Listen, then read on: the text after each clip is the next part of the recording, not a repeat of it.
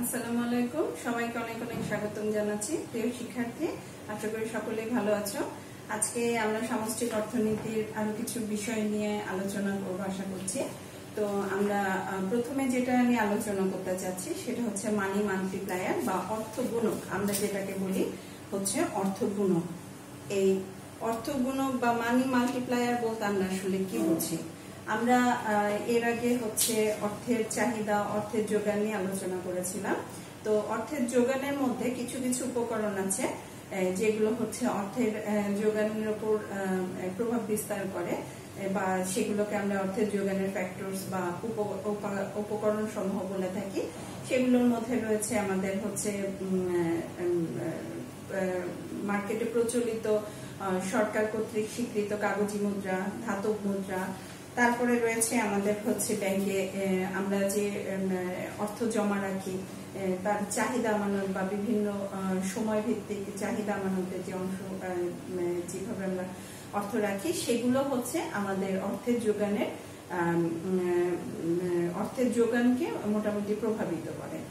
এই অর্থের যোগানের উপকরণ সমূহ পরিবর্তনের সাপেক্ষে বা পরিবর্তন হলে আমাদের অর্থের যোগান কি পরিমাণ পরিবর্তন হয় তার যে একটা মাত্রা বা তার যে একটা রেশিও, সেটাকেই আমরা মূলত অর্থগুণক বা হচ্ছে মানি মাল্টিপ্লায়ার হিসাবে বলে থাকি। আমি আবার বলছি যে অর্থের উপকরণ বা উপাদান সমূহ পরিবর্তনের কারণে আমার মোট অর্থের যোগানে যে পরিমাণ পরিবর্তন হয় তার যে অনুপাত বা কি পরিমাণ পরিবর্তন হচ্ছে তার যে মাত্রাগত সম্পর্ক, সেটা আমরা অর্থগুণক বা মানি মাল্টিপ্লায়ারের মাধ্যমে আমরা মূলত প্রকাশ করে থাকি।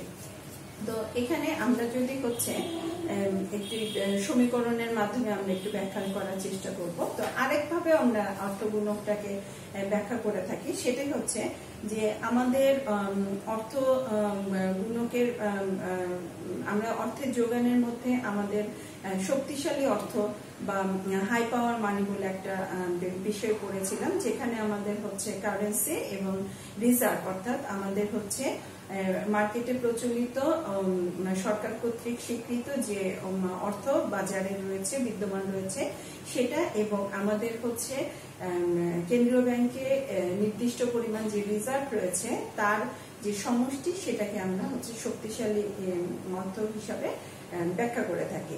তো এই শক্তিশালী অর্থ পরিবর্তনের কারণে আমাদের অর্থের যোগানের পরিবর্তন কিরকম হয় তার যে মাত্রাগত সম্পর্ক বা তার যে অনুপাত, সেটাকেও আমরা অর্থগুণক হিসাবে ব্যাখ্যা করে থাকি। তো আমরা সরাসরি অর্থগুণকের হচ্ছে সমীকরণে চলে যাই। অর্থগুণক বা মানি মাল্টিপ্লায়ার, এটাকে আমরা সাধারণত হচ্ছে কে এম, ক্যাপিটাল কে স্মল এম দ্বারা আমরা হচ্ছে ব্যাখ্যা করে থাকি, বা আমরা সংক্ষেপে যদি প্রকাশ করি সেটা হচ্ছে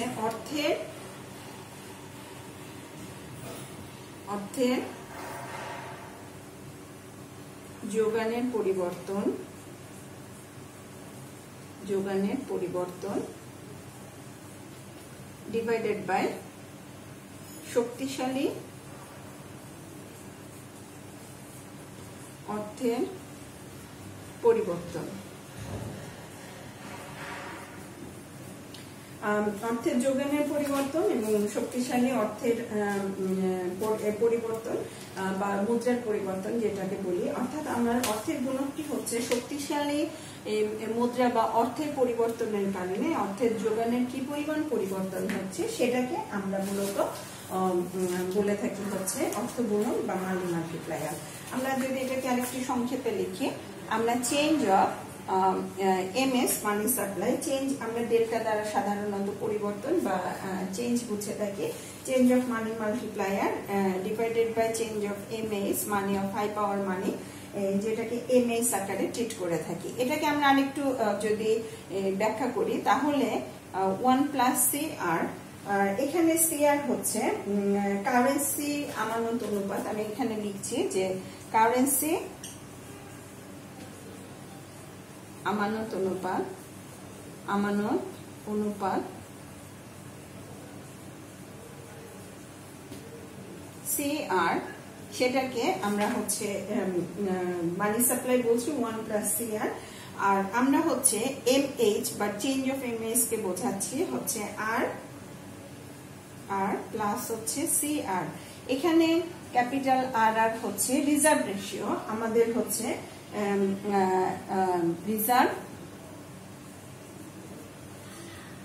রিজার্ভ অনুপাত, অর্থাৎ আমাদের হচ্ছে কেন্দ্রীয় ব্যাংকে আমাদের যে রিজার্ভ থাকে, আমাদের অন্যান্য কমার্শিয়াল ব্যাংক বা আমাদের বাণিজ্যিক ব্যাংকগুলোর তারল্য সংকট হলে যেখান থেকে অর্থ প্রদান করা হবে সেই যে রিজার্ভ থাকে সেই রিজার্ভ রেশিও এবং আমাদের হচ্ছে কারেন্সির আমানত অনুপাত, মানে আমাদের হচ্ছে যে প্রচলিত অর্থ রয়েছে তার যে আমানত হিসাবে আমাদের জনগণের অর্থ বিভিন্ন বাণিজ্যিক ব্যাংকে রয়েছে।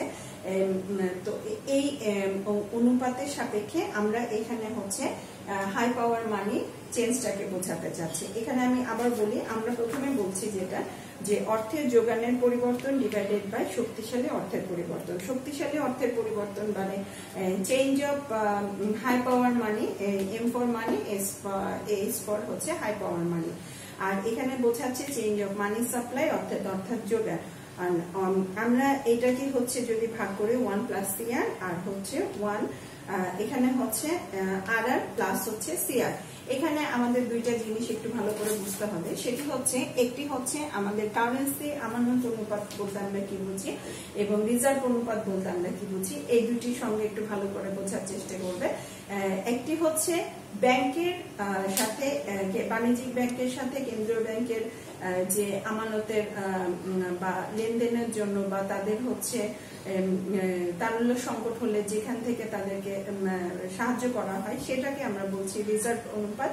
আর আমাদের জনগণের সাথে অর্থাৎ হচ্ছে ক্লায়েন্টের সাথে ক্লায়েন্টের সাথে আমাদের কমার্শিয়াল ব্যাংকের যে সঞ্চয়ের অনুপাত বা আমরা বিভিন্ন মেয়াদে যে আমানত ব্যাংকে জমা রেখে তার অনুপাতকে আমরা CR দ্বারা ট্রিট করছি। তো এখানে এই হচ্ছে আমাদের মোটামুটি হচ্ছে সংজ্ঞাটা।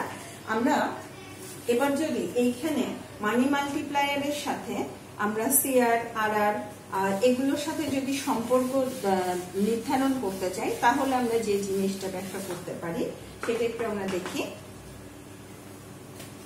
এখানে যদি আমার RR বৃদ্ধি পায়, অর্থাৎ আমার হচ্ছে কেন্দ্রীয় আমাদের যে রিজার্ভ রেশিও রয়েছে বা রিজার্ভের অনুপাত রয়েছে, RR যদি বৃদ্ধি পায় তাহলে আমাদেরকে অর্থাৎ হচ্ছে মানি অর্থ গুণকটা হচ্ছে হ্রাস পাবে। সেই ক্ষেত্রে আমার কি হবে, মানি সাপ্লাইটা হচ্ছে কমে যাবে। আবার হচ্ছে এদের মধ্যে সম্পর্কটা কিরকম, আবার আমরা যদি হচ্ছে আমাদের রিজার্ভ রেশিও যদি হচ্ছে কমে যায় তাহলে হচ্ছে মানি মাল্টিপ্লায়ারটা হচ্ছে বেড়ে যাবে এবং সেই ক্ষেত্রে আমার মানি সাপ্লাইটা হচ্ছে বেড়ে যাবে। অর্থাৎ আমাদের হচ্ছে এই রিজার্ভ রেশিওর সাথে আমার মানি মাল্টিপ্লায়ারের সম্পর্ক হচ্ছে নেগেটিভ বা ঋণাত্মক। অর্থাৎ হচ্ছে একটি বাড়লে আমার আরেকটি হচ্ছে কমবে আর আরেকটি কমলে আরেকটি হচ্ছে বেড়ে যাবে। আবার যদি আরেকভাবে দেখি, রিজার্ভ রেশিওর সাথে আমাদের মানি সাপ্লাইয়ের সম্পর্ক হচ্ছে বিপরীতমুখী। অর্থাৎ আমার কেন্দ্রীয় ব্যাংকে যদি রিজার্ভ রেশিওর পরিমাণ বেড়ে যায় তাহলে মানি সাপ্লাই আলটিমেটলি কমে যাবে। আবার যদি রিজার্ভ রেশিও কমে যায় তাহলে হচ্ছে মানি সাপ্লাইটা বেড়ে যাবে। এইভাবে হচ্ছে আমরা সম্পর্ক নির্ধারণ করতে পারি।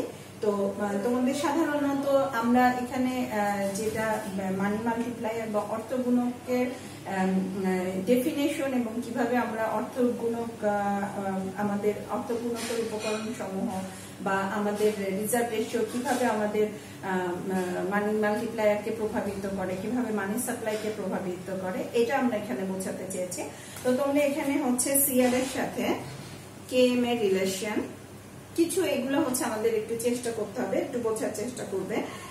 CR এর সাথে হচ্ছে মানি সাপ্লাই এর রিলেশন কিরকম হয়, এখানে রিজার্ভ রেশিওর পরিমাণটা আমরা দিয়ে দিয়েছি এবং এখানে আর দুইটা কন্ডিশন বলে রাখি যে এখানে হচ্ছে আমার CR প্লাস R আর যেটা রয়েছে এটি হচ্ছে সব সময়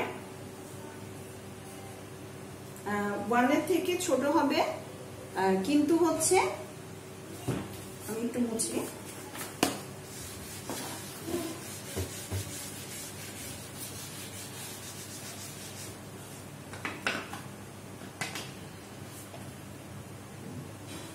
কে এম, এটাও 1 এর থেকে হচ্ছে আমার বড় হবে, কিন্তু ইনফিনিটি থেকে এটার মানটা হচ্ছে ছোট হবে। এবং আর আর প্লাস হচ্ছে সিআর, আর আর এবং সিআর হচ্ছে 1 এর থেকে মানটা ছোট হবে, কিন্তু 0 থেকে মানটা হচ্ছে বড় হবে। এই দুইটা জিনিস তোমাদের একটু মনে রাখতে হবে, যে আমাদের হচ্ছে মানি মাল্টিপ্লায়ার ইনফিনিটি থেকে ছোট, কিন্তু 1 এর থেকে এটার মানটা হচ্ছে বড় হতে পারে। আর আমার যে হচ্ছে শক্তিশালী মুদ্রার যে পরিবর্তন অনুপাত বা পরিবর্তন ছিল, সেটার মান এটা হচ্ছে 1 এর থেকে ছোট হবে, কিন্তু 0 থেকে মানটা বড় হবে। অর্থাৎ হচ্ছে আমার এটার মান অলওয়েজ হচ্ছে একটা পজিটিভ ভ্যালু আমরা পাবো। তো তোমরা হচ্ছে এই সম্পর্কগুলো একটু দেখার চেষ্টা করবে, আশা করি খুব একটা সমস্যা হবে না। সমীকরণ থেকে আমরা এগুলো হচ্ছে দেখার চেষ্টা করতে হবে। আমরা এর পরবর্তীতে চলে যাচ্ছি, আমরা সরাসরি যেটা বলা হয় আমরা চলে যাচ্ছি সেটা হচ্ছে অর্থের মূল্য। অর্থের মূল্য বা আমরা যেটাকে বলে থাকি ভ্যালু অফ মানি, খুব ইন্টারেস্টিং একটা জিনিস। এবং আমাদের অর্থবাজারে এই জিনিসটা হচ্ছে সবাইকে বুঝতে হবে, এবং কম বেশি হচ্ছে সবাইকে এটার সম্পর্কে একটা বেসিক কনসেপ্ট তাদেরকে সবাইকে থাকতে হবে। মূলত আমরা অর্থের মূল্য বলতে আসলে কি বুঝি? অর্থের মূল্য বলতে আমরা বুঝি যে অর্থের ক্রয় করার যে ক্ষমতা, সেটি হচ্ছে অর্থের মূল্য। আমরা জানি যে অর্থ দিয়ে আমাদের পুরো অর্থনীতিটাই হচ্ছে নির্ভর করছে, কিন্তু অর্থ থেকে আমরা সরাসরি কোনো উপযোগ পেয়ে থাকি না। অর্থটা থেকে আমার উপযোগ পেতে হলে আমাদেরকে সেখানে বিনিময় করতে হবে, আমাদের লেনদেন করতে হবে, আমাদের সঞ্চয় করতে হবে, ইত্যাদি ইত্যাদি মাধ্যমে আমরা হচ্ছে অর্থটাকে ব্যবহার করার মাধ্যমে সেটা থেকে আমরা উপযোগ পেয়ে থাকি। তো এই যে এই অর্থর যে পণ্য সামগ্রী ক্রয় করার ক্ষমতা, সেটাকে বলা হয় অর্থের মূল্য। আমি সংক্ষেপে যদি বলি যে, যেমন ধরো আমার কাছে 100 টাকা রয়েছে, 100 টাকায় আমি যে পরিমাণ পণ্য পাবো, সাপোজ ধরো আমার হচ্ছে এ পণ্য, 100 টাকায় আমি এ পণ্য পাচ্ছি 1 ইউনিট, তাহলে 500 টাকায় আমি কত পাবো? আমি পাবো 5 ইউনিট। অর্থাৎ এই যে আমার হচ্ছে এই 100 টাকা এবং 500 টাকার মধ্যে এখানে আমি ডিফারেন্স বোঝাতে চাচ্ছি যে আমার দুইটা নোটের ক্ষেত্রে যেটা ডিফারেন্স হচ্ছে যে আমরা 500 টাকায় হচ্ছে 100 টাকা থেকে অধিক পরিমাণ পণ্য সামগ্রী পাচ্ছি, অর্থাৎ 100 টাকা থেকে 500 টাকার মূল্যটা বেশি। এই যে অর্থের পণ্য সামগ্রী ক্রয় করার ক্ষমতা, সেটাকে আমরা বলছি হচ্ছে অর্থের মূল্য বা হচ্ছে মানি ভ্যালু। আমরা যদি আরেকটু সুন্দরভাবে বলি যে নির্দিষ্ট পরিমাণ অর্থ প্রচলিত বাজার দামে যে পরিমাণ পণ্য সামগ্রী ক্রয় করতে চায় বা যে পরিমাণ পণ্য সামগ্রী ক্রয় করা সম্ভব, সেটাকেই বলা হয় ওই অর্থের অর্থমূল্য। তো আমরা অর্থের মূল্যের ক্ষেত্রে আবার আমি সংজ্ঞাটা বলি যে একটি নির্দিষ্ট সময় প্রচলিত অর্থ প্রচলিত বাজার দামে বা নির্দিষ্ট বাজার দামে যে পরিমাণ পণ্য সামগ্রী ক্রয় করতে পারে, সেটি হচ্ছে ওই অর্থের অর্থমূল্য। এখন আমরা এই অর্থের মূল্যটা আসলে কিসের উপর নির্ভর করে? মূলত অর্থের মূল্যটা আমার নির্ভর করে ওই যে আমরা বললাম বাজারের দাম, নির্দিষ্ট পরিমাণ বাজারের দাম, অর্থাৎ আমাদের যে মার্কেট প্রাইস বা প্রাইস লেভেল যেটাকে আমরা বলছি, সেটার উপরে আমার হচ্ছে এই অর্থের মূল্যটা হচ্ছে নির্ভর করে। আমরা অর্থের মূল্যকে সংক্ষেপে যদি VM, value of money, VM বা অনেক জায়গায় হচ্ছে এমভি হিসাবে আমরা ট্রিট করে থাকি, তো সাধারণত আমরা এখানে আমরা ভিএম দিয়ে একটু ব্যাখ্যা করব। ভ্যালু অফ মানি আমরা হচ্ছে এটা মূলত ডিপেন্ড করে আমার হচ্ছে প্রাইস লেভেলের উপর, অর্থাৎ আমাদের বাজারের দাম স্তরের উপর। আমার অর্থের মূল্যের সাথে প্রাইস লেভেলের রিলেশনটা কিরকম? অর্থের মূল্যের সাথে প্রাইস লেভেলের রিলেশনটা মূলত হচ্ছে নেগেটিভ। অর্থাৎ এখানে আমরা দেখছি আমার হচ্ছে অর্থের মূল্য, value of money is equal to 1/p।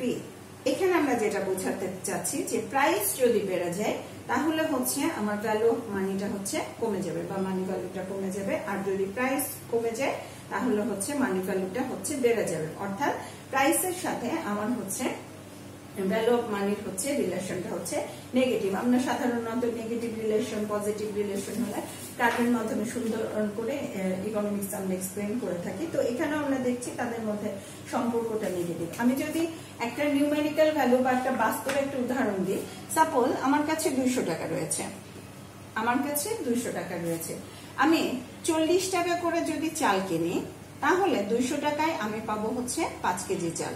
আমার ভুল না হলে আশা করি ঠিক আছে, যে 40 টাকা করে আমার চালের কেজি হলে 200 টাকা আমার কাছে আছে, এই 200 টাকায় আমি পাবো 5 কেজি চাল। আমার চালের দাম যদি 50 টাকা হয়ে যায়, অর্থাৎ এখানে প্রাইস লেভেলটা আমার বেড়ে যাচ্ছে, সেই ক্ষেত্রে আমি পাবো হচ্ছে 4 কেজি চাল। অর্থাৎ এই নির্দিষ্ট প্রাইসে নির্দিষ্ট অর্থ দিয়ে আমার ওই মার্কেট প্রাইসের মধ্যে আমি হচ্ছে আগের থেকে আমি কম পরিমাণ পণ্য সামগ্রী ক্রয় করতে পারছি। এটাকেই আমরা বলছি যে অর্থের মূল্য। তো আমরা এখানে দেখতে পাচ্ছি যে প্রাইস বাড়ার সাপেক্ষে বা প্রাইস বাড়ার সাথে সাথে আমার এই 200 টাকার হচ্ছে অর্থের 200 টাকাতে আমি যে পরিমাণ পণ্য সামগ্রী ক্রয় করতে পারতাম তার থেকে এখন হচ্ছে কম ক্রয় করতে পারছি। অর্থাৎ প্রাইস বাড়ার ক্ষেত্রে বা প্রাইস বেড়ে গেলে আমার হচ্ছে ভ্যালু অফ মানিটা কমে যায়। সেটাই আমরা এই সমীকরণের মাধ্যমে ব্যাখ্যা করার চেষ্টা করছি। এবার আমরা সরাসরি এটা ছবির মাধ্যমে একটু ব্যাখ্যা করব।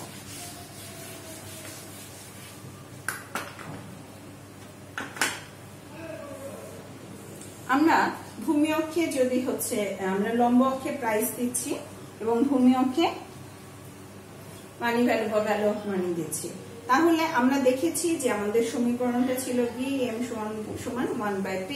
দ্যাট মিনস আমার কার্ভটা হবে একটু ডাউনওয়ার্ড স্লোপি। আমরা হচ্ছে বাম থেকে ডানে আমার যে কার্ভটা হবে সেটা হচ্ছে ডাউনওয়ার্ড স্লোপি হবে। মানি value is equal to 1/P।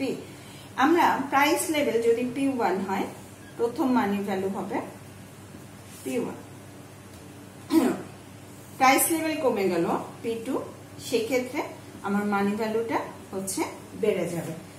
অর্থাৎ এখানে প্রাইস কমার সাপেক্ষে আমার মানি ভ্যালুটা হচ্ছে বেড়ে যাচ্ছে। আবার যদি আমরা উল্টাভাবে চিন্তা করি, প্রথম প্রাইস লেভেল যদি P1 ধরি, তাহলে আমার প্রথমে যেখানে মানি ভ্যালু ছিল আমার প্রাইস লেভেল যদি বেড়ে যেত তাহলে হচ্ছে অর্থের মূল্যটা কমে যাচ্ছে। অর্থাৎ আমাদের হচ্ছে এই অর্থের মূল্য আর প্রাইসের সাথে রিলেশন আমরা গ্রাফের মাধ্যমে সুন্দর করে ব্যাখ্যা করতে পারবো।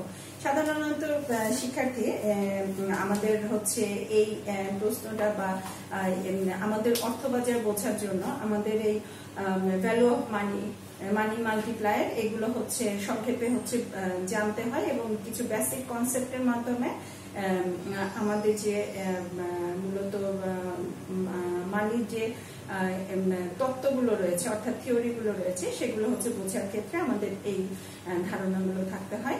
এবং সংক্ষেপে আমি ব্যাখ্যা করার চেষ্টা করলাম, তোমরা একটু বাসায় চেষ্টা করবে, আশা করি বুঝতে তেমন কোনো সমস্যা হবে না। আমরা আজকে এতটুকুই, আমরা পরবর্তীতে আবার তোমাদের সাথে দেখা হবে আবার নতুন কোনো কনসেপ্ট নিয়ে, নতুন কোনো টপিকস নিয়ে। আশা করি ততক্ষণ পর্যন্ত তোমরা ভালো থাকবে। তারপরে সবাইকে আবারও অনেক অনেক শুভেচ্ছা জানিয়ে আজকের মতো শেষ করছি।